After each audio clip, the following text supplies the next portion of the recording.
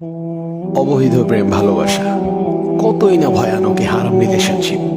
আপনি 5 ওয়াক্ত সালাত আদায় করছেন, রুটিন করে নিয়মিত কোরআন তেলাওয়াত করছেন, আপনি পর্দা করছেন, রাসূল সাল্লাল্লাহু আলাইহি ওয়াসাল্লামের সুন্নাহ মেনে চলছেন, নিয়মিত কতই না দোয়া করে যাচ্ছেন, আর এর পাশাপাশি আপনি কন্টিনিউ করে যাচ্ছেন একটি হারাম রিলেশনশিপ অর্থাৎ জিনা, যা হচ্ছে কবিরা গুনাহ।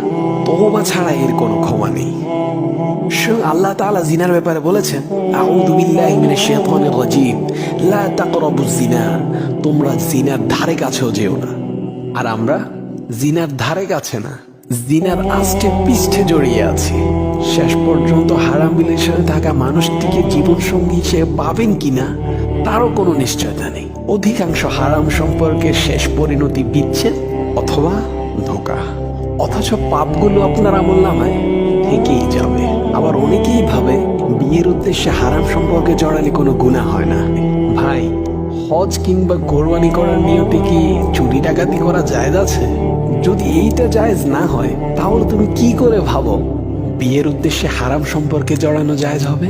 আবার অনেকেই ভাবে বিয়ে করে নিলে হারাম রিলেশনের গুনাহ মাফ হয়ে যাবে। এটি নিতান্তই একটি ভুল ধারণা। কবিরা গুনাহ তওবা ছাড়া কখনো মাফ হয় না। আর তুমি বলছো তুমি বিয়ের পর তওবা করে নিবে? আরে তুমি আগামীকালের সূর্যটি দেখতে পাবে, এর কি গ্যারান্টি আছে? চোখগুলো বন্ধ করার পর আর নাও তো খুলতে পারে। তাই আসো, হারাম সম্পর্ককে না বলি, হালাল সম্পর্ক গড়ে তুলি।